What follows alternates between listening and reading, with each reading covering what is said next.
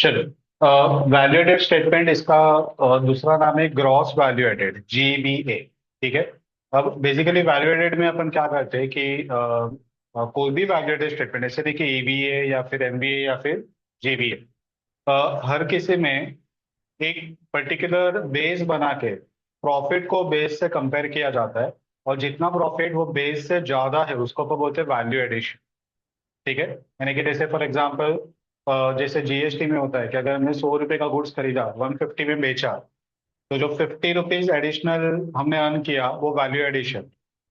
ठीक है। तो same way economic value added में हम लोग जो फंड प्रोवाइडर्स है वो लोग का रिटर्न से ज्यादा हमने जो भी प्रॉफिट कमाया उसको वैल्यू एडेड करके बोलेगा। तो हमने वहां पे कंपेयर किया NOPAT यानी कि operating profit compare with WACC यानी कि जो फंड प्रोवाइडर्स है वो लोग का कॉस्ट ऑफ कैपिटल। जो बच गया है वो अपना EVA है। तो GVA में हम लोग क्या करते हैं, तो GVA में 5 M's हम लोग अप्लाई करते हैं। Man, money, minister, machinery, management. ठीक है। ये 5 लोग कंपनी को कुछ ना कुछ सर्विसेज दे रहे हैं। ठीक है। ये जस्ट याद रखने के लिए मैंने बनाया। तो ऐसा कुछ वैल्यू एडेड स्टेटमेंट में ऐसा कुछ कहीं पे दिया हुआ नहीं। ठीक है। लेकिन ये याद रहे इसके लिए हम लोग फॉलो करते हैं। तो ये 5 लोगों से कंपनी सर्विसेज अवेल करते हैं। ठीक है। मेन बोला तो अपने एम्प्लॉइज। ठीक है। तो एम्प्लॉइज से अपन सर्विस ले रहे हैं और वो सर्विस लेके अपन गुड्स बनाते हैं, गुड्स बना के प्रॉफिट कमाते हैं। तो प्रॉफिट में से ये लोग को अपने को रिटर्न्स देना पड़ेगा। ये लोग का जो रिटर्न्स आएगा वो आएगा सैलरी, वेजेस, बोनस, एटसेट्रा। ठीक है। जो एम्प्लॉइज को अपन पे करते हैं। वैसे सेम वे मनी। मनी यानी कि दूसरा एक M के जो अपन बिजनेस पे यूज करते हैं। तो इस पे जो फंड प्रोवाइडर्स है जिसपे 2 लोग हैं, लॉन्ग टर्म फंड प्रोवाइडर्स यहाँ पे कवर करना है। एक आएगा ऑनर्स और एक आएगा बोरोड फंड। ठीक है। तो ऑनर्स को अपन पे करते हैं डिविडेंड, और जो बोरोड वाले हैं वो लोग को पे करते हैं इंटरेस्ट। तो डिविडेंड दोनों इक्विटी और प्रेफरेंस दोनों फंड प्रोवाइडर्स में ही काउंट होगा, और जो बोरोड रहेगा लोन डिबेंचर्स वगैरह वो लोग को अपने को देना है इंटरेस्ट। वैसे ही मैनेजमेंट, कंपनी का जो टॉप मैनेजमेंट है यानी कि डायरेक्टर्स, वो लोग से अपन मैनेजमेंट सर्विसेज अवेल करते हैं। अगर वो लोग बिजनेस को प्रॉपरली मैनेज नहीं करेंगे तो ऑब्वियसली अपन जो प्रॉफिट अभी कमाए वो नहीं कमा पाएगा। तो वो लोग को अपने को रिटर्न्स देना है जो आएगा डायरेक्टर्स रेम्यूनरेशन। डायरेक्टर्स फीस वो M में काउंट नहीं होता है। डायरेक्टर्स फीस वो एक्सपेंसेस में ही काउंट होता है, वो रेम्यूनरेशन का पार्ट नहीं। डायरेक्टर्स फीस दिया जाता है वो लोग को मीटिंग अटेंड करने के लिए। वो लोग को जो कॉस्ट इंकर होगा उसका रीइंबर्समेंट के फॉर्म। ठीक है। तो जैसे फॉर एग्जांपल अगर कोई डायरेक्टर दिल्ली में रहता है, उसका कॉर्पोरेट ऑफिस मुंबई में है, और अगर बोर्ड मीटिंग हमने हेल्ड किया तो उसको दिल्ली से मुंबई आना पड़ेगा। ऑब्वियसली वो बड़े लोग हैं तो फ्लाइट से आएंगे, फ्लाइट से जाएंगे। यहाँ पे उसको होटल में स्टे, उसका खाने का खर्चा वगैरह, अब ये सबको रिइंबर्स करने के लिए कंपनी डायरेक्टर्स फीस पे करती है। तो डायरेक्टर्स फीस वो एक्चुअली वो लोग के लिए रेम्यूनरेशन नहीं है, जो कॉस्ट वो लोग इनकर कर रहे हैं वही वो लोग रिइंबर्समेंट कंपनी से ले रहे हैं in the form of directors fees. तो वो लोग को जो एक्चुअली अपन रेम्यूनरेशन पे कर रहे हैं वो डायरेक्टर्स रेम्यूनरेशन है। डायरेक्टर्स फीस उस पर इंक्लूड नहीं। ठीक है। वैसे ही मशीनरी, विदाउट मशीनरी अपन गुड्स बना नहीं पाएंगे। या फिर मशीनरी सिर्फ M में लाने के लिए इसको मशीनरी करके नाम दिया है। हर फिक्स्ड एसेट यहाँ पे कवर होगा। तो जो फिक्स्ड एसेट का डेप्रिसिएशन है वो इससे रिलेटेड कॉस्ट। ठीक है। तो डेप्रिसिएशन और इसके अलावा रिप्लेसमेंट फंड यानी कि रिजर्व्स। ठीक है। ये अपने को क्रिएट करना पड़ेगा in relation to machinery. Machinery के ऊपर जब डेप्रिसिएशन चार्ज करते हैं तो डेप्रिसिएशन भी वन ऑफ द, हम लोग बोल सकते हैं कि वे है ऑफ क्रिएटिंग अ फंड। ठीक है। तो वो एक रिप्लेसमेंट के लिए अपन यूज करते हैं क्योंकि वो नॉन कैश एक्सपेंस है। प्रॉफिट कम होता है, टैक्स कम लगता है। प्रॉफिट आफ्टर टैक्स कम आएगा, प्रॉफिट आफ्टर टैक्स कम है तो ऑटोमेटिकली डिविडेंड जो पे करेंगे वो भी कम पे करेंगे। तो जो भी कैश सेव हो रहा है टैक्स में, डिविडेंड में, वो सब, अगर कैश अगर कंपनी रेगुलरली कहीं ना कहीं री इन्वेस्ट करेगी तो ऑटोमेटिकली जब एक असेट का लाइफ खत्म होगा तब एक फंड क्रिएट हो चुका रहेगा और वो अपन वो यूज कर सकते हैं फॉर रिप्लेसमेंट ऑफ मशीन्स यानी कि असेट्स। तो डेप्रिसिएशन ये क्रिएशन ऑफ फंड करके बोलते हैं, असेट क्रिएट करने के लिए फंड है। और इसके अलावा स्पेसिफिकली जो रिजर्व्स वगैरह अपन बनाते हैं वो भी अपन बिजनेस एक्सपांशन के लिए असेट को रिप्लेस करने के लिए ही बनाते हैं। क्योंकि कोई भी असेट का लॉन्ग लाइफ इनफाइनाइट लाइफ तो है ही नहीं एक्सेप्ट लैंड। तो हर असेट जो भी हमने खरीदा है उसको अपने को रिप्लेस करना पड़ेगा उसके एंड होने पे, लाइफ एंड होने पे। तो उसके लिए अपने को ये क्रिएट करना है। और लास्ट पार्ट है मिनिस्टर। ऑब्वियसली मिनिस्टर सिर्फ एम में लाने के लिए हमने यूज किया है, एक्चुअली ये है गवर्नमेंट। अब इसमें अगर तुम लोग डायरेक्ट टैक्स अगर पे करते हो तो वो तुम लोग का यहाँ पे काउंट होगा। और इसके अलावा अगर कुछ लोकल टैक्सेस वगैरह है, ठीक है, जो डायरेक्ट टैक्स में काउंट होता है, यानी कि अपन उसका बर्डन किसी और पे ट्रांसफर नहीं कर सकते, इनडायरेक्ट टैक्स का फॉर्म नहीं है, जैसे जीएसटी। तो अपन लोगों से पैसा लेते और वो एज अ इंटरमीडियरी जाके गवर्नमेंट को देते। अपन अपने पॉकेट से जीएसटी पे नहीं करते, क्योंकि जो भी जीएसटी हमने पे किया उसका आईटीसी दे देते, यानी कि वो तो अपने पॉकेट से गया लेकिन उसका सामने बेनिफिट ले लिया। और जो कस्टमर से कलेक्ट किया उस पे से आईटीसी माइनस करके जो टैक्स बचा वो गवर्नमेंट को पे कर दिया, यानी कि वो भी अपने कस्टमर के पॉकेट से पे किया, अपने पॉकेट से तो कुछ पे किया ही नहीं। ठीक है। और इसीलिए यहाँ पे सिर्फ जो अपन को अपने पॉकेट से पे कर रहे हैं वो टैक्सेस दोनों का पे कवर करना है, जिसपे डायरेक्ट टैक्स आएगा यानी कि इनकम टैक्स, और कुछ अगर लोकल टैक्सेस वगैरह के सबने दिया तो वो दोनों को कवर करना है। ठीक है। तो ये 5M से रिलेटेड अपना जीवीए क्रिएट होता है। ठीक है। ग्रॉस वैल्यू एडेड यहाँ पे क्रिएट होगा।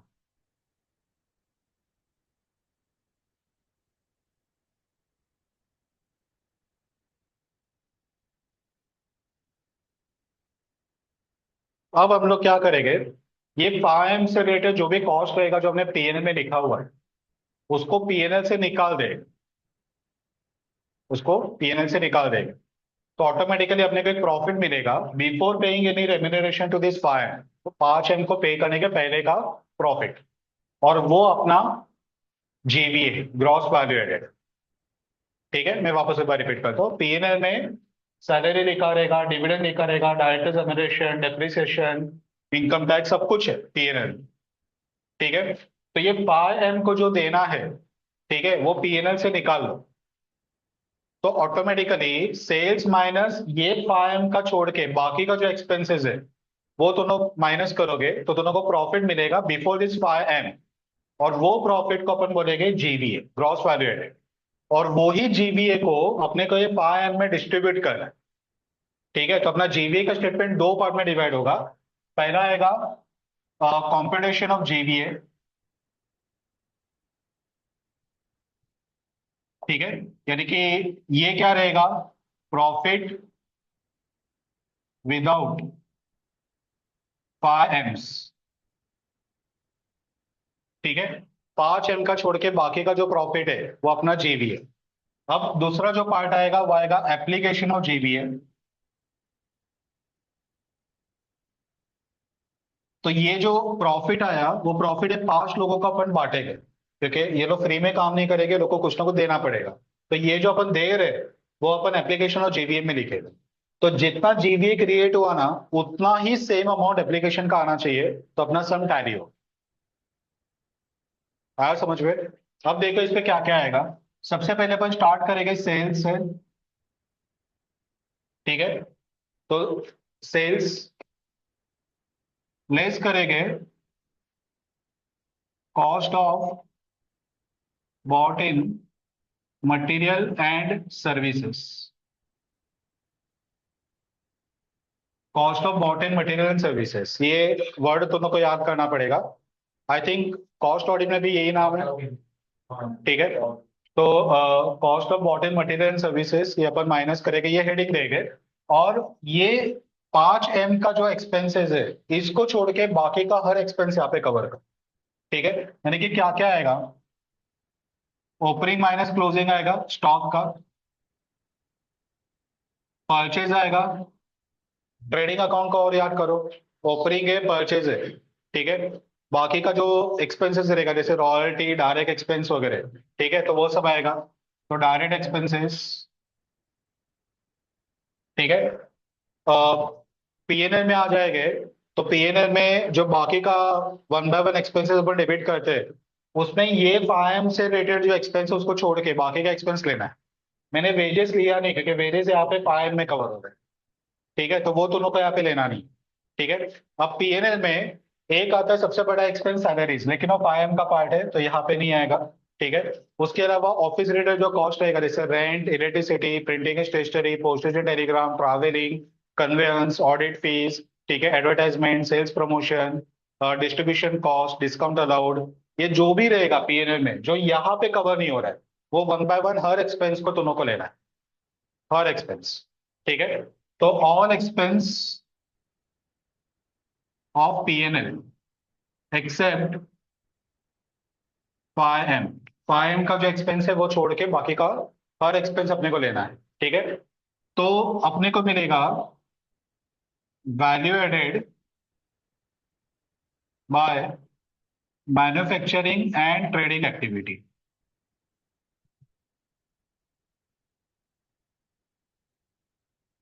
ठीक है। Value added by manufacturing and trading activity, इस पे अपन ऐड करेंगे अदर इनकम। अदर इनकम यानी कि पीएनएल के क्रेडिट साइड में जो भी इनकम्स है, dividend received, rent received, interest, commission, discount received वगैरह, वो सभी अदर इनकम को कवर करो तो तुम लोग को मिलेगा वैल्यू एडेड यानी कि जीबी। ठीक है। तो पहले सेल्स, सेल्स में से cost of bought and material services, trading का पूरा एक्सपेंस, पीएनएल का पूरा एक्सपेंस एक्सेप्ट दिस फाइव। ठीक है। और इसमें तुम लोग का जो पीएनएल का लास्ट लाइन है वो प्रॉफिट आफ्टर टैक्स नहीं रहेगा, वो तुम लोग का लास्ट प्रॉफिट आफ्टर अप्रोप्रिएशन रहेगा। तो वहां तक का सब कुछ तुम लोग को लेना है। ठीक है। ये स्टेटमेंट में उसपे से ये सेल्स पे से माइनस करोगे तो दोनों को मिलेगा value added by manufacturing and trading activity. Add करेंगे अदर इनकम तो दोनों को मिलेगा फाइनल वैल्यूएटेड या फिर ग्रॉस वैल्यूएटेड, जीवी। ठीक है। अब इसके बाद में स्टार्ट होगा एप्लीकेशन, एप्लीकेशन ऑफ जीवी। एप्लीकेशन ने क्या पे जो जीवी क्रिएट हुआ वो अपने फाइम को डिस्ट्रीब्यूट कर रहे हैं। तो कैसे डिस्ट्रीब्यूट कर रहे हैं? तो फर्स्ट टू एम्प्लॉइज, याद करने के लिए मैंने फाइम बोला है, एम यहाँ पे लिखने का नहीं। ठीक है, वो सिर्फ नाम याद करने के लिए हमने वो यूज किया है। तो पहला आएगा एम्प्लॉइज। एम्प्लॉइज को जो जो तुम लोग पे कर रहे हो, सैलरी, वेजेस, बोनस, वो लोग का अदर रेम्यूनरेशन वगैरह, पीएफ कॉन्ट्रीब्यूशन, ईएसआई वगैरह, वो सब कुछ तुम लोग को यहाँ पे 1/1 लिखना है। सेकंड आएगा टू फंड प्रोवाइडर्स यानी कि मनी।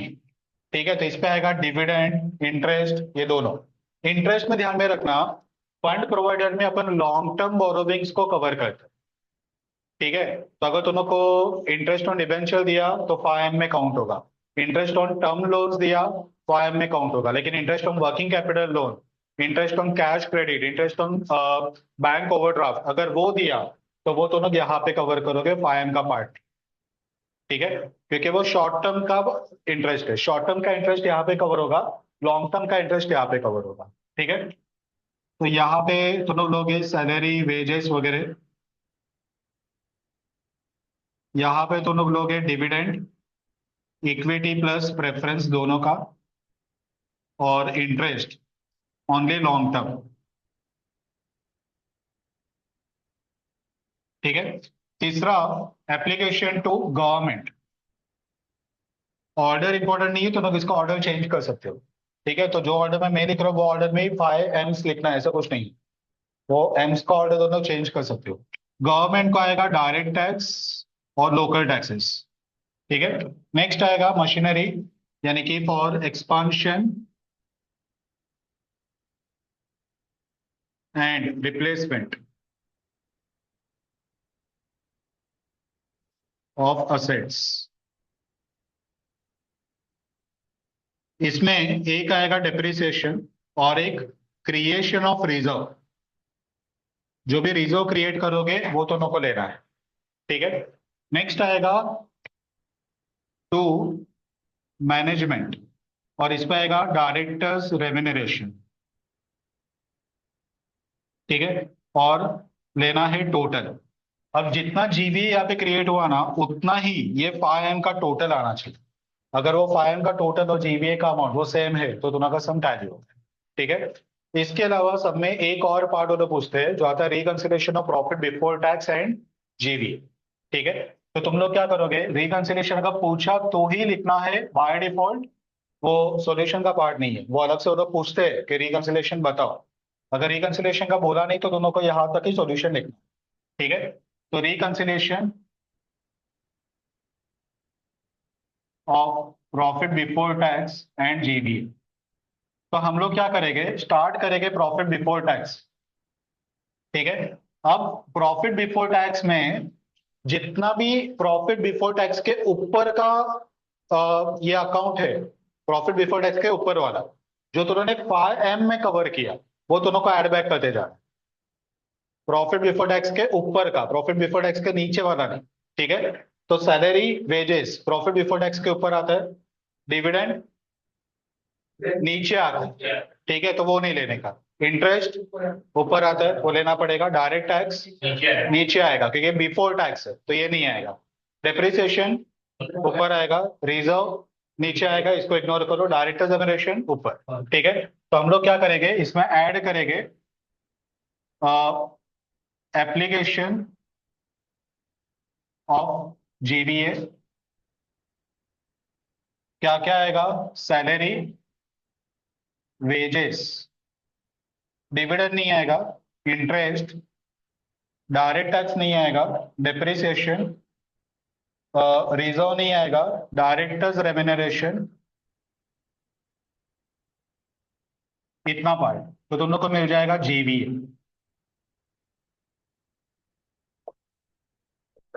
पीएनएल का क्रेडिट पार्ट तो हमने ऑलरेडी इसमें लिया हुआ ही है, वो 5M में नहीं गया। ठीक है, तो वो प्रॉफिट बिफोर टैक्स पे भी है और एप्लीकेशन में जो गया नहीं है तो उसको छोड़ दे। ठीक है, ये तीन पार्ट्स अपना ये सॉल्यूशन बनेगा। पता चला क्या? नहीं आएगा।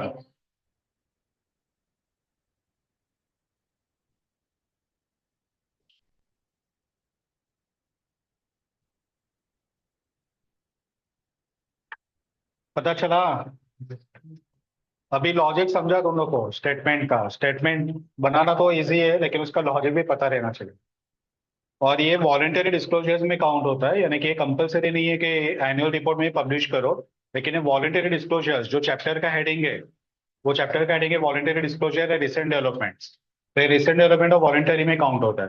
तो कंपनीज को एडवाइस किया जाता है कि तुम लोग ये बनाओ और बताओ कि 5M से रिलेटेड तुमने कितना कॉस्ट इंकर किया वैसे।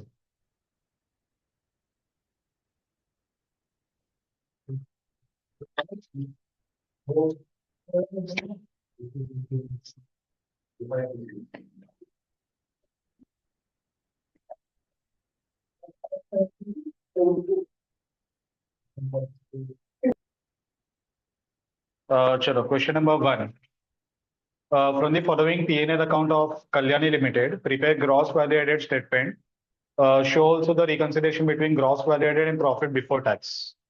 यानी कि reconciliation भी required है। जब ये लोग बोलते हैं कि prepare value added statement, तो उस पे ये दोनों कवर होता है। तो सिर्फ ऊपर वाला पार्ट बना के मत आना, वरना मार्क्स आधा ही मिलेगा। ठीक है, तो दोनों को ऊपर वाला पार्ट और ये एप्लीकेशन, वो दोनों को वैल्यू एडेड स्टेटमेंट का ही पार्ट गिना जाता है। तुम लोग को मुझे क्या बताना है कि जीवीए में आएगा कि एप्लीकेशन में आएगा, ये तुम लोग को मुझे बताना है। जीवीए बोला तो ऊपर वाले पार्ट में, और एप्लीकेशन बोला तो नीचे वाले पार्ट। ठीक है, जो 5M है वो नीचे वाले पार्ट में एप्लीकेशन में जाएगा, और जो 5M के अलावा है वो ऊपर वाले पार्ट में जीवीए में जाएगा। ठीक है, चलो सेल्स कहा जाएगा जीवीए। ठीक है, अदर इनकम जीवीए। हाँ, यानी कि जीवीए वाले स्टेटमेंट में जाएगा। ऊपर वाले पार्ट में ऐड करना है लेकिन लास्ट में ऐड करना है। ठीक है, एक्सपेंडिचर उस पे है प्रोडक्शन एंड ऑपरेशन एक्सपेंसेस, नीचे नोट नंबर 1 दिया है। ठीक है, टोटल अमाउंट है 166.57, नीचे नोट पे देखो 166.57 का ब्रेकअप दिया, मिला। पहला है increase in stock, जेवीए।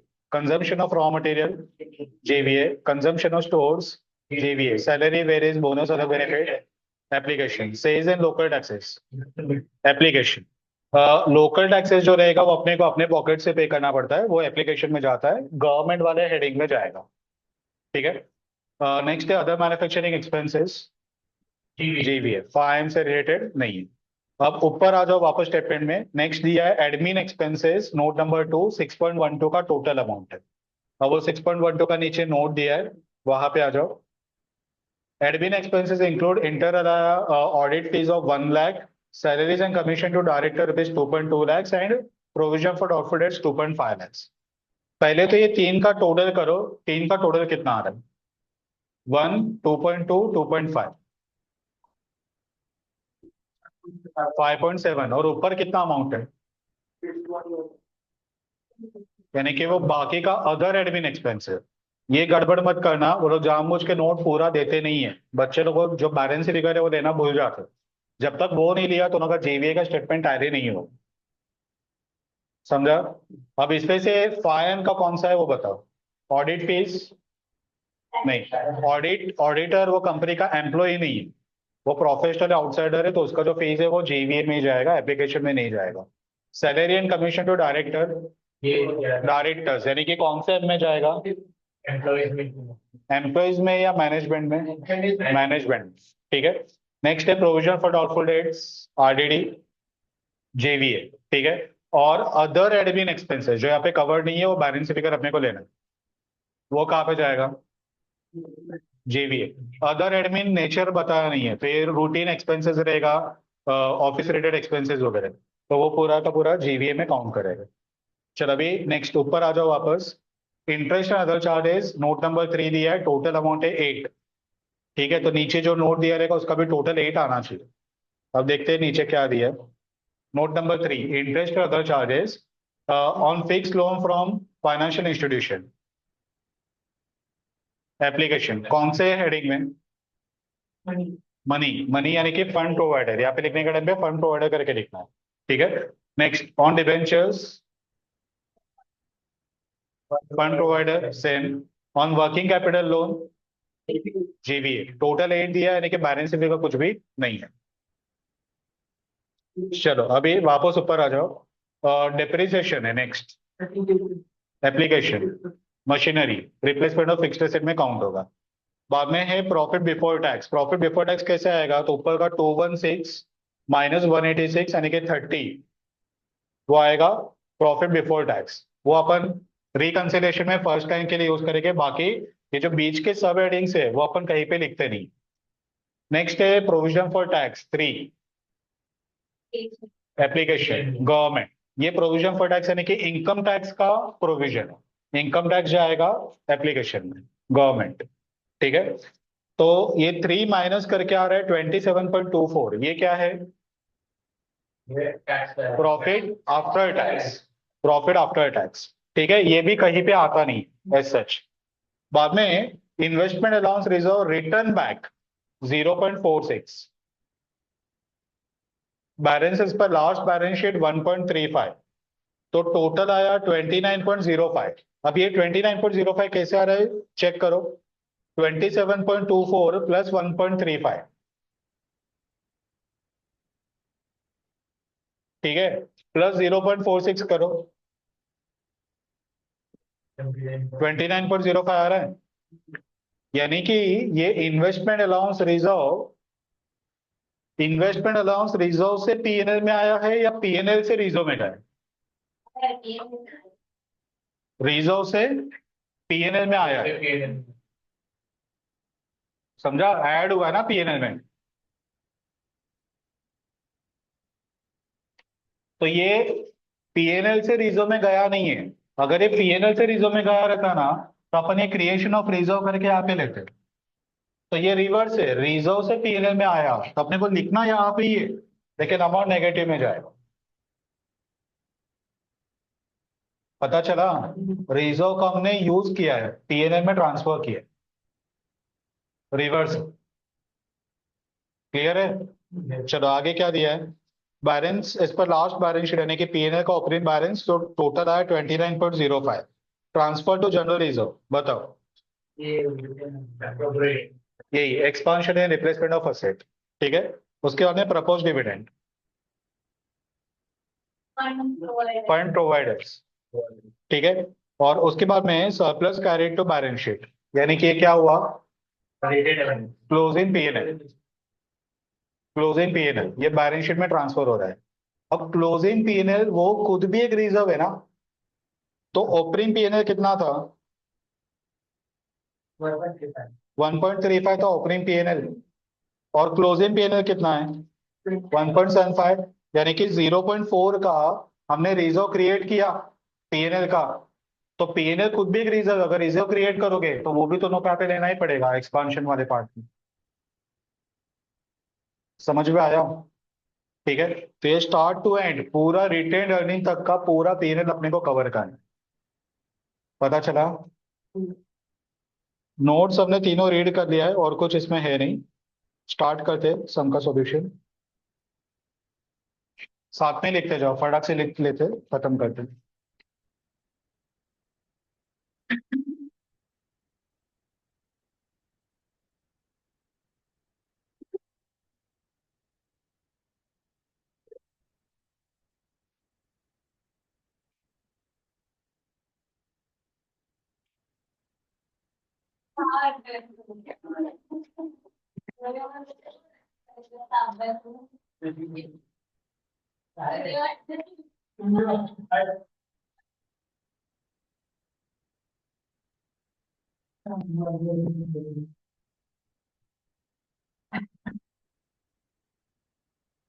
Cost audit वाला पार्ट कवर हो जाए इसके लिए मैं कॉस्ट ऑडिट वाला ही वर्ड्स यूज करता हूँ। तुम लोग मुझे बताना कॉस्ट ऑडिट में क्या वर्ड्स यूज हुआ है।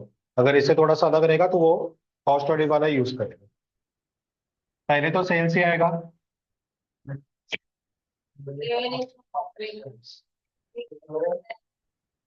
वो वहां पे रेवेन्यू फ्रॉम ऑपरेशन करके दिया रहेगा, तो तुम लोग वो लिखते हो, यहाँ पे सेल्स दिया इसके मैंने सेल्स लिखा, तुम लोग रेवेन्यू फ्रॉम ऑपरेशन लिखोगे चलेगा।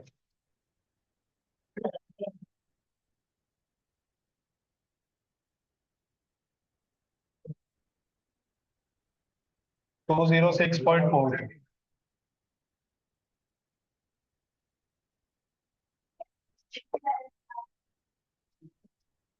लेस क्या करते हो बताओ, less less less cost of,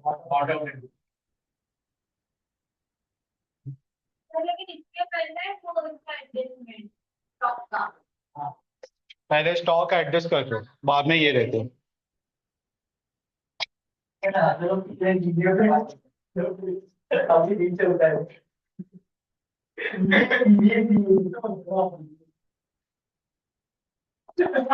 अच्छा सुनो, ये सब में ना एक यहाँ पे मिस्टेक है। मिस्टेक ये है कि नीचे जो वर्ड यूज हुआ है ना, इंक्रीज इन स्टॉक 30.5 दिया है, और उन्होंने ये सब का टोटल लिया तो 166.5 से बना है। तो इंक्रीज इन स्टॉक का मीनिंग ये होता है कि ओपनिंग के कंपेयर में क्लोजिंग ज्यादा है, यानी कि ये इनकम होता है। अगर ये इनकम है तो बाकी सबसे माइनस होना चाहिए, क्योंकि बाकी सब एक्सपेंस है ना, तो इनकम माइनस होना चाहिए, लेकिन उन्होंने ऐड किया। तो उनका यहाँ पे सीए का एग्जाम प्रॉब्लम है, इसके लिए मैंने चेंज नहीं किया, ये सीए का एग्जाम प्रॉब्लम है। तो वर्ड यूज हुआ इंक्रीज इन स्टॉक, लेकिन वो एक्चुअली इंक्रीज नहीं है, वो डिक्रीज ही। ओपनिंग माइनस क्लोजिंग, ओपनिंग ज्यादा रहेगा तो ये ऐड करेगा ना, अगर क्लोजिंग ज्यादा रहेगा तो माइनस करना पड़ेगा। तो ये डिक्रीज इन स्टॉक है, ठीक है। अब दोनों को मैं बोल नहीं सकते कि आप ये चेंज करो, लेकिन वो डिक्रीज है, वर्ड गलत यूज हुआ, इंक्रीज नहीं, ठीक है। तो डिक्रीज इन स्टॉक को माइनस करना पड़ेगा,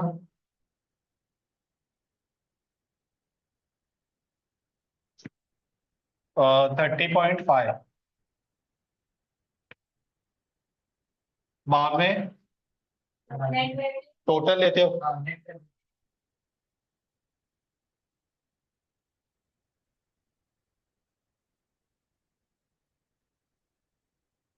नेट रेवेन्यू फ्रॉम ऑपरेशंस कितना आ रहा है बताओ,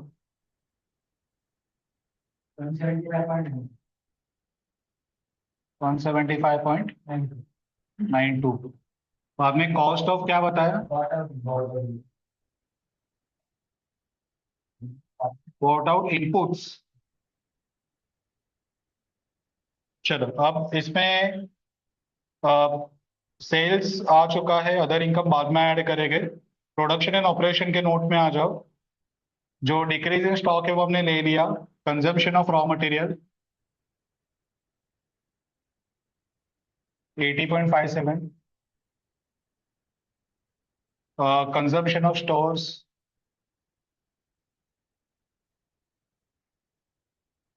5.3। सैलरीज नहीं आएगा, सेल्स एंड लोकल टैक्स नहीं आएगा, अदर मैन्युफैक्चरिंग एक्सपेंस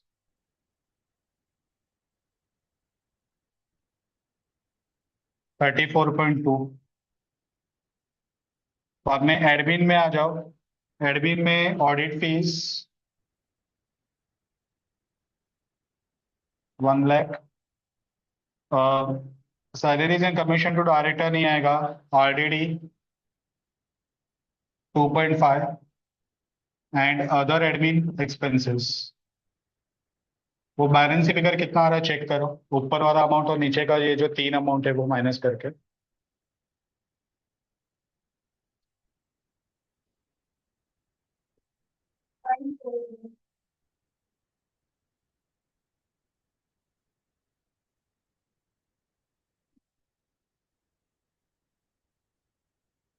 उसके बाद में इंटरेस्ट अदर चार्जेस में इंटरेस्ट ऑन फिक्स लोन वो नहीं आएगा, इंटरेस्ट ऑन डिबेंचर नहीं आएगा, interest on working capital loan 2.3। तीनों नोट कवर हो गए।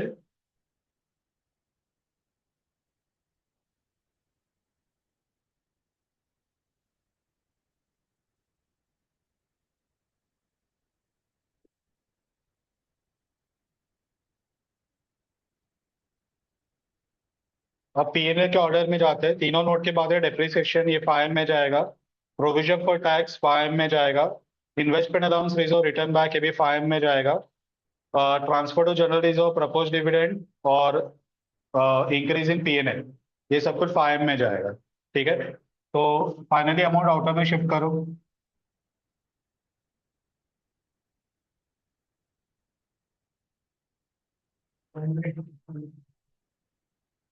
126 पॉइंट। ओके, माइनस करके कितना आ रहा है? 49.63। और इसको तुम लोग क्या बोलते हो?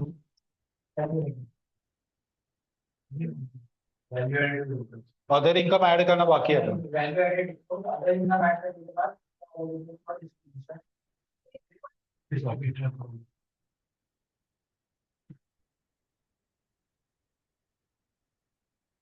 Other income 10.2। Income available for distribution.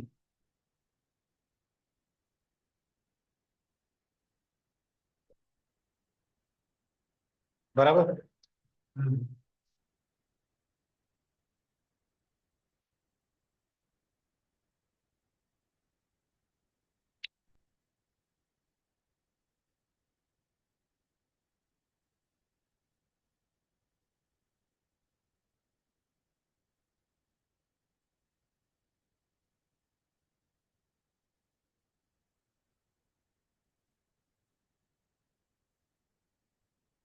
Real sense पे वैल्यू एडेड ये आता है।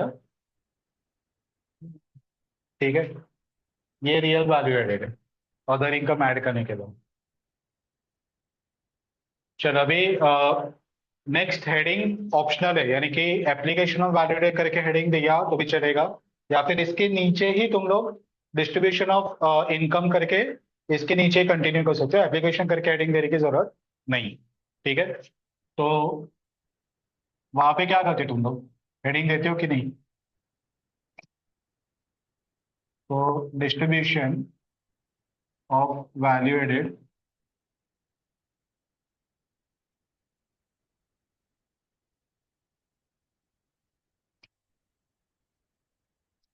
First to employees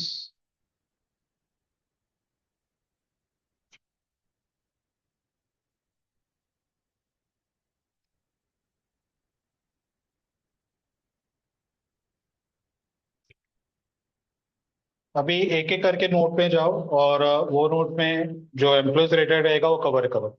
note number 1 में salary wages bonus and other benefit.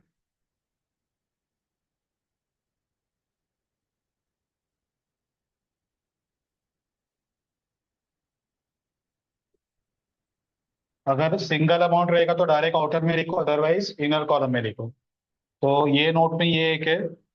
Note number 2 में डायरेक्टर्स का है, वो अलग से जाएगा। आई थिंक ये एक ही सिंगल है।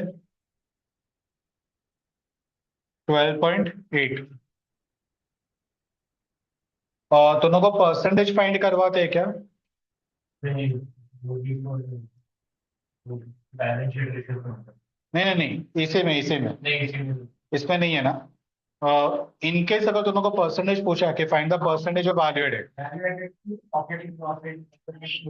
नहीं नहीं नहीं, वो अलग वो अलग वो अलग। इसमें ये जो टोटल एप्लीकेशन वाला पार्ट है ना, उसको दोनों को परसेंटेज वाइज ब्रेकअप देने को कुछ समय बोलते हैं। तो अगर ऐसा आया तो दोनों को क्या करने का, एक कॉलम और ऐड कर देने का परसेंटेज का। ठीक है, तो ये दोनों का 12 पॉइंट, तुम लोग मत बनाओ चाहिए तो 8। ठीक है, ये पहला हो रहा है। उसके बाद में सेकंड, तो गवर्नमेंट ले लेते हैं। नोट नंबर 1 में सेज एंड लोकल टैक्सेस है,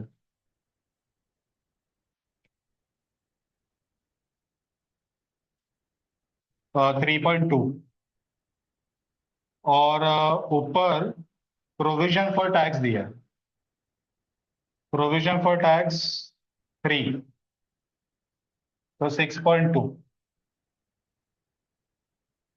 उसके बाद में नोट नंबर 2 में डायरेक्टर्स रेम्यूनरेशन दिया है, तो 2 directors of management salaries in commission to director.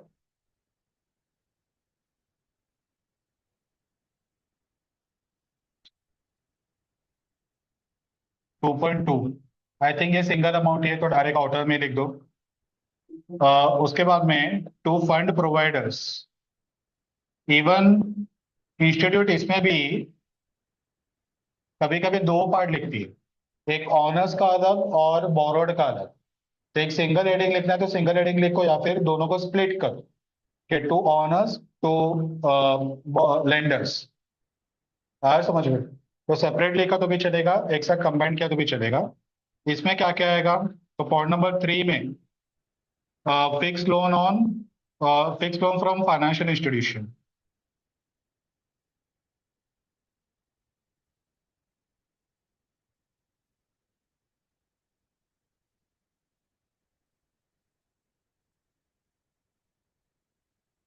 3.9,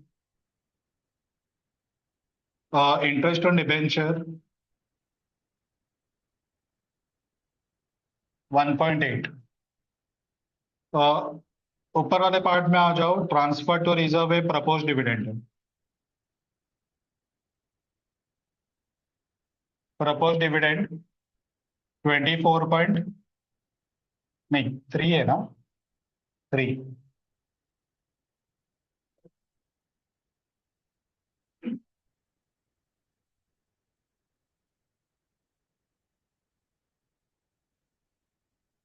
next, for expansion and replacement of assets, इसमें आएगा डिप्रिसिएशन,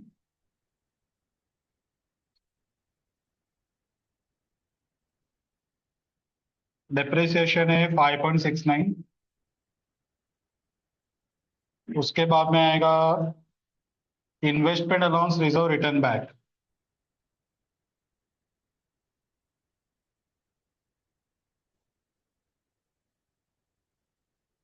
ये रिजर्व कम हो रहा है, इसके लिए अपन इसको नेगेटिव में लिखेंगे 0.46। उसके बाद में आएगा ट्रांसफर टू जनरल रिजर्व,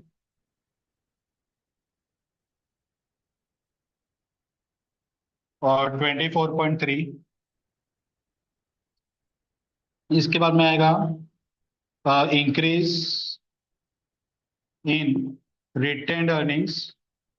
इसका क्लोजिंग है 1.75, ओपनिंग था 1.35,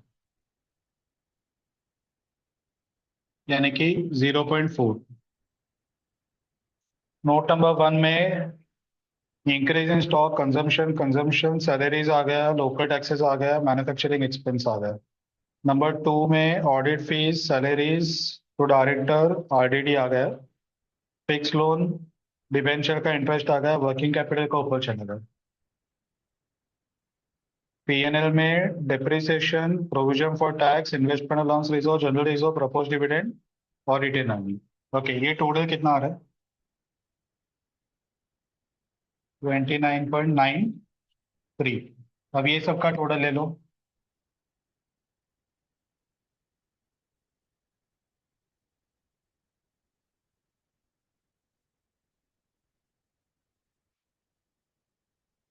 ये जितना जीवीए क्रिएट हुआ उतना ही तुम लोग का एप्लीकेशन आ गया, सम टैली हो गए। समझ में आया? अब ये जो परसेंटेज और मैं बोल रहा था ना, उसको सिंपल क्या करना है, 59.83 को 100% पकड़ने का। तो वो अगर 100 है तो 12.8 कितना, 6.2, 2.2, 8.7 और 29.93 कितना, वो सिर्फ क्रॉस मल्टीप्लाई करके निकालते जाना है, तो तुम्हारा परसेंटेज का आएगा। परसेंटेज पूछा रहेगा तो ही फाइंड करने का, बाकी फाइंड नहीं करने का। पास्ट में एक दो समरों ने पूछा था। हाँ, समझ में? कॉस्ट ऑडिट में तो उसका फिक्स फॉर्मेट है, कॉस्ट ऑडिट रिपोर्ट के हिसाब से, तो वो उस पर एक्सपेरिमेंट नहीं करेगा। सीएफआर में एक्सपेरिमेंट कर सकते हैं। ठीक है।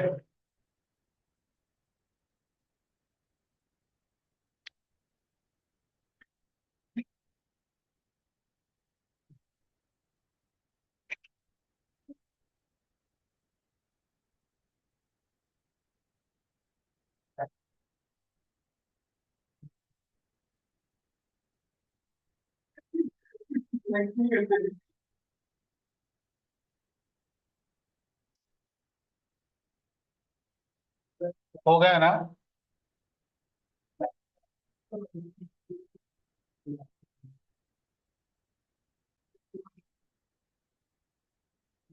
अब इसमें ऑलवेज स्टार्ट करने का प्रॉफिट बिफोर टैक्स। ठीक है, प्रॉफिट बिफोर टैक्स सब में दिया हुआ है, कितना है बताओ?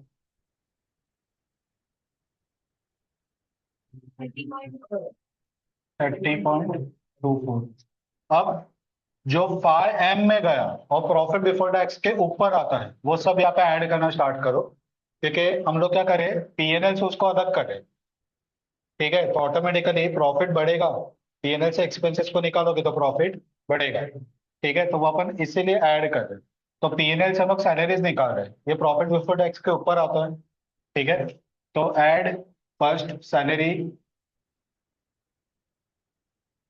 Wages, bonus etcetera, 12.8। Says in local tax, यदि बिफोर टैक्स के ऊपर है। नोट नंबर 1 में है ना? नोट नंबर 1 बोला तो ऊपर प्रॉफिट बिफोर टैक्स के ऊपर जा रहा है वो। ठीक है, तो वो भी आएगा। Cess in local taxes 3.2। Provision for tax, वो बिफोर टैक्स के बाद आता है, उसको इग्नोर करो। Salary and commission to director, ये नोट नंबर 2 में है। नोट नंबर 2 बोला तो ऊपर है। ठीक है,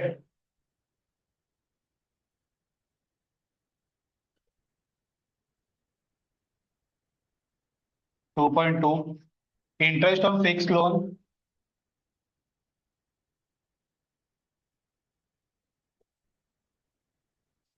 3.9। Interest on debenture, 1.8। Propose dividend नीचे है तो वो छोड़ दो। डेप्रिसिएशन 5.69। इन्वेस्टमेंट अलाउंस रिजर्व, ये कहाँ पे? बिफोर टैक्स के बाद में है ना, पीएनएल देखने का सिंपल। बिफोर टैक्स के बाद उसका नाम दिया है ना, यानी कि वो बाद का पार्ट है, तो उसको लेने का नहीं। ट्रांसफर टू जनरल रिजर्व वो भी बिफोर टैक्स के बाद है। ये इंक्रीज इन रिटर्न अर्निंग वो भी बाद में है, तो हो गया। ये सबका ऐड कर लो, ये दोनों का जीवीए का अमाउंट मिलना चाहिए, 59.83।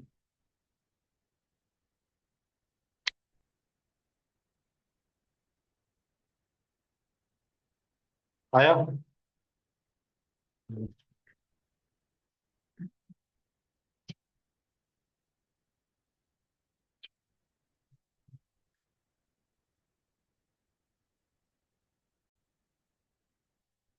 CFR के मॉड्यूल का question number 1। The following are the balances in the accounts of X Limited for the year ended 31st March 2005. बोलते जाना कहाँ पे आएगा? टर्नओवर यानी जेवीए बोलने का, जेवीए और एप्लीकेशन वैसे, ठीक है। तो जेवीए प्लांट एंड मशीनरी नेट, ये बैलेंस शीट का पार्ट है, पीएनएल का पार्ट ही नहीं है। जो पीएनएल का रहता है वो अपन जेवीए में कवर करते, तो ये इग्नोर करो। Loss on sale of machinery, ये मशीनरी रिप्लेसमेंट से रिलेटेड लॉस है, ठीक है। तो मशीनरी से रिलेटेड जो भी रहेगा, जैसे डिप्रिसिएशन, लॉस ऑन सेल वगैरह, वो सब कुछ एप्लीकेशन में ले। नहीं नहीं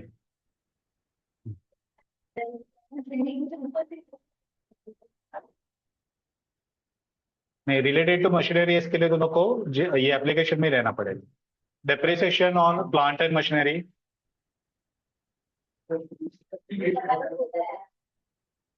एप्लीकेशन मशीनरी में। Dividend to ordinary shares, application fund provider. Debtors creditors दोनों नहीं आएगा। Total stock of material WIP finish goods, opening और क्लोजिंग नीचे दोनों दिए। तो अगर तुम लोग लोगे ओपनिंग माइनस क्लोजिंग, अगर वो पॉजिटिव है तो पॉजिटिव में लो, नेगेटिव है तो नेगेटिव में। समझ में आया? Next, raw material purchase, JVA. Cash at bank नहीं आएगा। Printing stationery, JVA. Auditors fees, JVA. Retain profit, opening balance और retain profit for the year.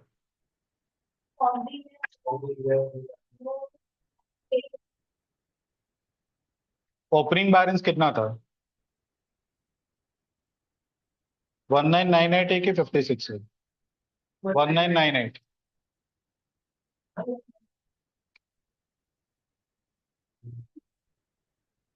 और profit for the year, retain profit for the year, वो 576 दिया है। ये देखते हैं ये प्रॉफिट फॉर द ईयर है कि क्लोजिंग बैलेंस ऑफ पीएनएल, ये बाद में देखना पड़ेगा। Rent rates and taxes, JBA. Rent rates and taxes को इंपॉर्टेंस देने का नहीं। Other expenses, JBA. Ordinary share capital issued नहीं आएगा। Interest on borrowings, application fund provider में। Income tax for the year, application government. Variation in salary, application employees. Employ state insurance, employees. PF employees. Prepare valuated statement for the company, direct solution देखो। Turnover, increase in stock, ठीक है। Increase in stock यानी कि opening और closing को compare करो, 320 और 400। Answer negative में आ रहा है। नेगेटिव यानी कि इनकम है, यानी कि इंक्रीज है, ठीक है। तो फिर ये ऐड करेगा। यहाँ पे डिक्रीज था इसके लिए माइनस किया, यहाँ पे इंक्रीज है, हम लोग को ऐड कर, ठीक है। उसके बाद में less cost of bought in material and services, raw material purchase, printing stationery, auditors fees, rent and taxes, other expenses, ठीक है। तो दोनों को मिला टोटल वैल्यू एडेड। इसमें अदर इनकम है ही नहीं क्या? नहीं है। अगर वो रहेगा तो वो ऐड करना पड़ेगा, ठीक है। तो दोनों को ये जो आंसर मिला 2830, ये अपना जेवी है।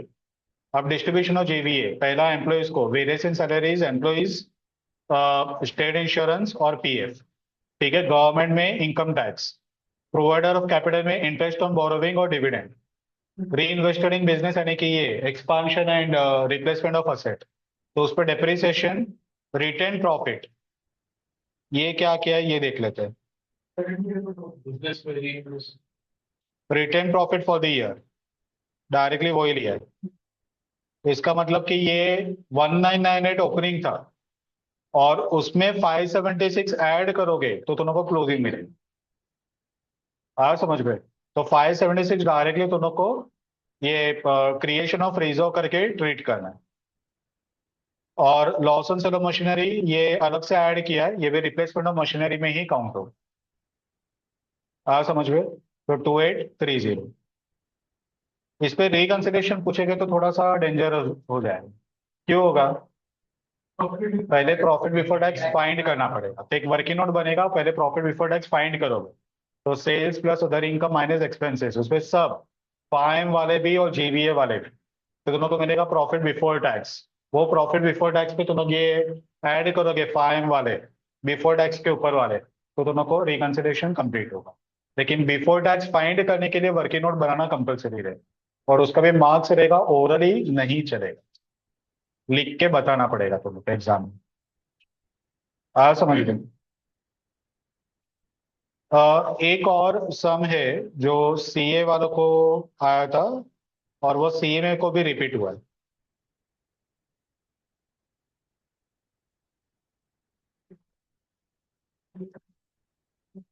वो एक मैं बता देता हूँ, बाकी का अभी तुम लोग ये लाइक टॉपिक का कर लोगे।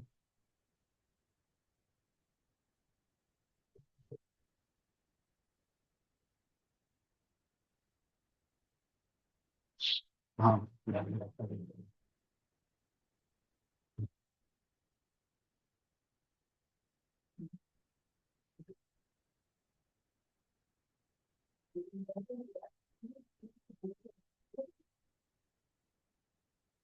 क्वेश्चन नंबर 2 है ना, उसमें आ जाओ। पीडीएफ का क्वेश्चन नंबर 2। क्वेश्चन नंबर 1 और 2 काफी सिमिलर है, सिर्फ एक पॉइंट उस पर डिफरेंस।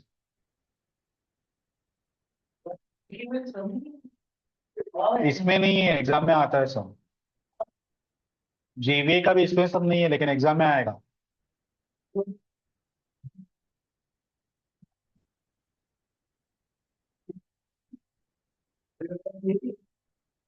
चलो स्टार्ट करें। Question number 2. From the following P&L account of Brightex Company Limited, prepare gross value-added statement. Show also the reconciliation between GVA and profit before tax. P&L account दिया है sales, बोलो। GVA, other income, GVA, production and other operating expenses, total दिया 4320, नीचे आ जाओ। 4320 का breakup है। Consumption of raw material, GVA, consumption of stores, GVA, local taxes, government, application, salary and admin, application, employee, other manufacturing expense, JV। ऊपर आ जाओ, admin, note number 2 दिया है, 180 का टोटल अमाउंट है, नीचे 180 दिया है क्या? नहीं दिया है, यानी कि बाकी का कुछ अदर एडमिन एक्सपेंस है। अदर एडमिन एक्सपेंस कहा जाएगा? जेवी। अब एडमिन में क्या दिया हुआ है? Admin expense include salary and commission to director 5, तो 5 जाएगा एप्लीकेशन, और 180 माइनस 5 यानी कि 175 हो जाएगा जीवी, अदर एडमिन। समझा? टोटल 180 है, 180 में 5 ये डायरेक्टर्स का है, वो जाएगा एप्लीकेशन में, तो बाकी का 175 हो जाएगा जीवीएम। नेक्स्ट, ऊपर दिया है interest and other charges, note number 3, total है 624। ठीक है, नीचे आ जाओ।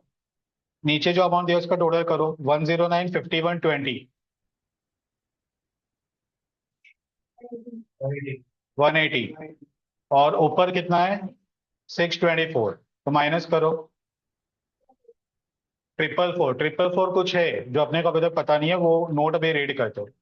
Interest on bank overdraft, temporary nature का ओवरड्राफ्ट 109, जीवीए का एप्लीकेशन, जीवीए शॉर्ट टर्म है, शॉर्ट टर्म का ऊपर जाता है, लॉन्ग टर्म का नीचे एप्लीकेशन में आता है।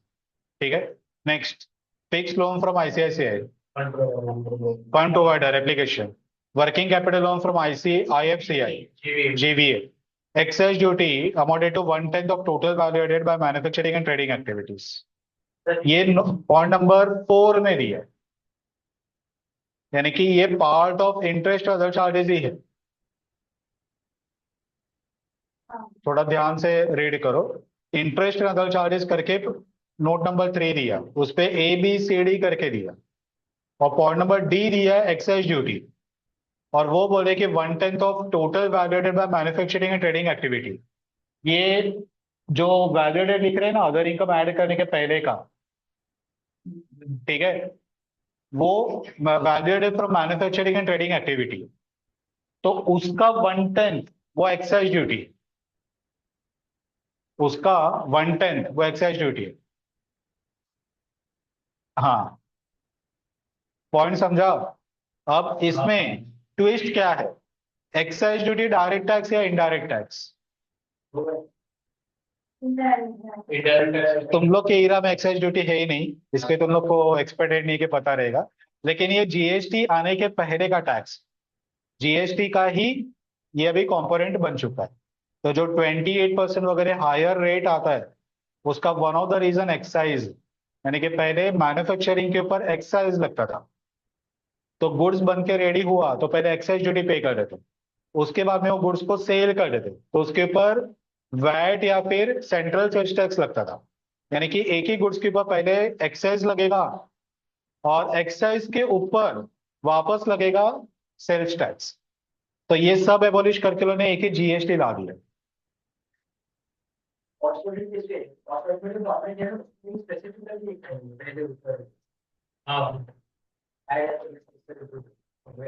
क्योंकि वो पहले था। इवन अभी भी एक्साइज ड्यूटी फॉर सर्टन जो जीएसटी से एग्जम्प्ट यूनिट्स है ना, वो लोग का एक्साइज ड्यूटी एप्लीकेबल रखा है प्रैक्टिकल लाइफ में। तो इसके लिए वो एक्साइज वो कॉस्ट ऑडिट के उसमें से निकाला नहीं। ठीक है, तो एक्साइज डिपार्टमेंट अभी भी बंद नहीं हुआ है, अभी भी गवर्नमेंट का एक्साइज डिपार्टमेंट चल रहा है। वो लोग पुराने केसेस को भी बंद करने के पीछे लगे। इतने साल हो गए जीएसटी आके, लेकिन एक्साइज के जो केसेस चल रहे थे, जो कोर्ट में केसेस थे या फिर असेसमेंट प्रोसीजर में अटके हुए, एक्साइज का भी असेसमेंट प्रोसीजर है, तो वो सब अभी भी ओपन है वैसे। ओके चलो, तो सुनो अभी जरा ध्यान से सुनो। पॉइंट ये है कि जो एक्साइज ड्यूटी है ना, वो दोनों का जीवीए में जाएगा। यानी कि तुम लोग वो एक्सपेंसेस में कवर करोगे, यहाँ पे एक्सपेंसेस में आएगा। अब वो एक्साइज ड्यूटी, वो ये अमाउंट का 1/10 है। अब ये अमाउंट तब तक नहीं मिलेगा जब तक अपने को एक्साइज नहीं मिलेगा। कि ये एक चेन रिएक्शन क्रिएट कर रहा है, ये नहीं मिलेगा तो ये नहीं मिलेगा, और ये नहीं मिलेगा तो ये नहीं मिलेगा। अब इसमें ट्विस्ट ये है कि ये इंटरेस्ट और अदर चार्जेस ऊपर पीएनएल में कितना दिया है टोटल? 624। ठीक है, नीचे जो अमाउंट दिया है ना, वो 3 दिया है। चौथा नाम दिया है एक्साइज का। अब ये गारंटेड नहीं है कि चौथा एक्साइज ऐड करने के बाद टोटल 624 हो ही जाएगा। तो कोई पांचवा भी रह सकता है, वो रहेगा अदर। वहां पे हेडिंग क्या है? Interest and other charges. तो वो रहेगा अदर चार्जेस। और वो अदर चार्जेस अगर नेचर नहीं पता है तो कहाँ पे लेते हैं? जीवीए में लेते हैं। आंसर आने ही वाला, आंसर आने ही वाला।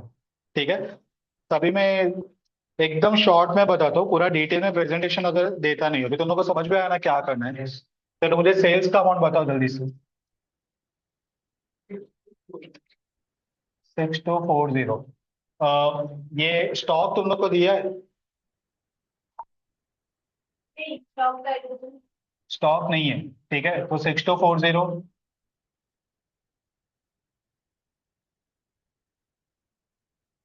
ठीक है, अब ये सब लिखता नहीं हो, तुम मुझे सिर्फ अमाउंट बोलते जाओ कितना कितना आएगा। पहले नोट से देख के बताओ। 321040, 442। ओके, हो गया पहला नोट। नोट नंबर 2 में बताओ जीवीए वाला पार्ट। Okay, note number 3।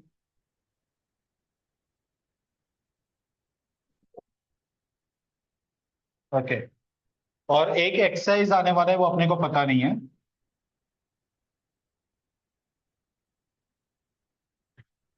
और एक आएगा अदर चार्जेस, ये भी अपने को पता नहीं है। ठीक है, अब पीएनएल में आ जाओ।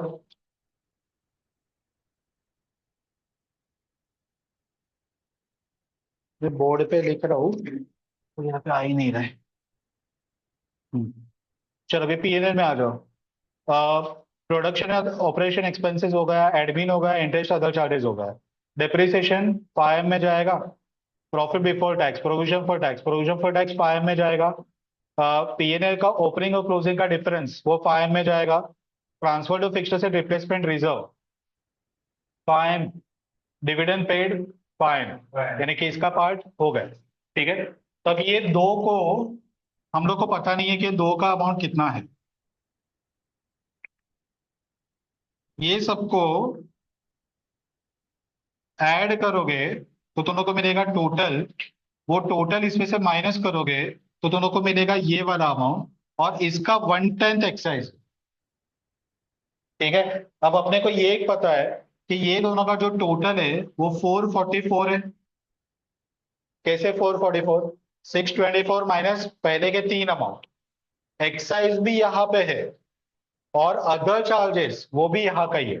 इसके लिए अपन एग्जैक्टली बोल सकते हैं कि बाकी जो बच गया वो दोनों का टोटल 444 है।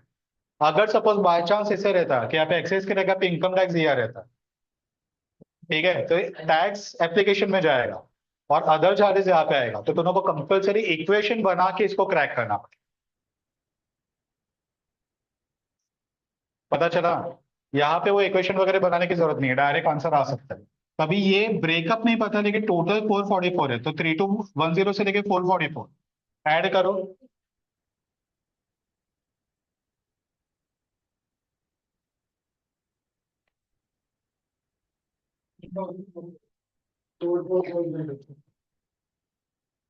ट्रिपल फोर जीरो, 6240 में से 444 माइनस करो।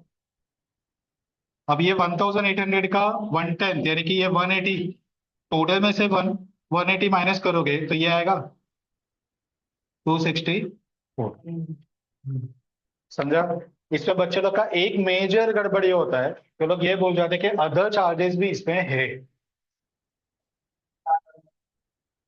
अगर वो याद नहीं आया ना तो ये सम का आंसर गलत हो जाता।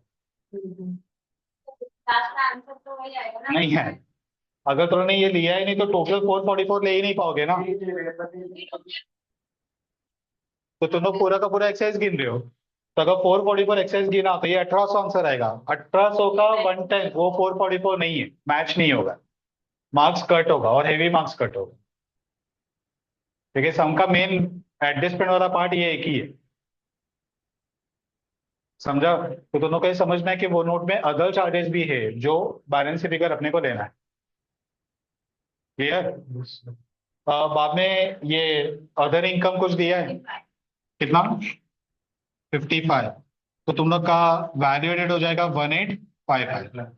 एप्लीकेशन वाला पार्ट अभी तुम लोग को आता है सेम वे जैसे आपने बनाया और बाद में रिकंसिडरेशन। आया समझ में? तीनों पूछा है, पूछा है तीनों। पता चला ना? तो ये एक अच्छा सम था, एग्जाम में आ सकते हैं ऐसा समय, ये ध्यान में रखना। CFR में ये आएगा, कॉस्ट ऑडिट में ऐसे सब नहीं आते। उस पर सिंपल पूरा दिया रहता है, डायरेक्ट ही बनाओ। ठीक है।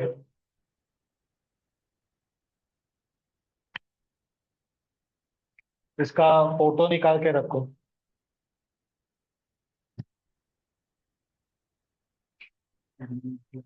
रुको रुको एक मिनट। क्वेश्चन नंबर 2 था ना?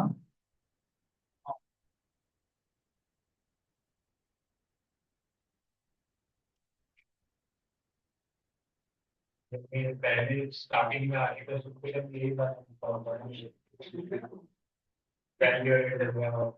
people talented वो ताकि फाइनेंशियल से क्या स्टार्टिंग में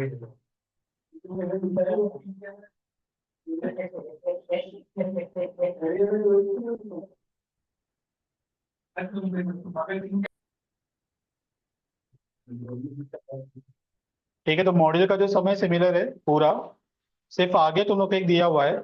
also calculate the value added per employee, average earning per employee, sales per employee on the basis of 105 employees work in Sun Limited. Company में 105 employees है, तो वैल्यू एडेड जो मिलेगा यहाँ पे ये एग्जांपल में 1855 मिला, तो 1855 डिवाइड बाय 105 वो पहले वाले का आंसर होगा। Average earning per employee, earning per employee ने क्या, तुम लोग को प्रॉफिट बिफोर टैक्स निकालना पड़ेगा। ठीक है, और वो profit before tax divide by employees 105, तो अर्निंग पर एम्प्लॉय आएगा, और ये समय प्रॉफिट बिफोर टैक्स दिया हुआ नहीं, तो दोनों को वर्किंग नोट बना के वो निकालना पड़ेगा। ठीक है। नेक्स्ट है सेल्स पर एम्प्लॉय, तो सेल्स तो गिवन है, डिवाइड बाय 105। पता चला? तो सिर्फ वो जो मिड वाला पार्ट है ना, एवरेज अर्निंग पर एम्प्लॉय, वो दोनों को सिर्फ एक फाइंड करना पड़ेगा। ठीक है, चलो हो गया ये चैप्टर खत्म।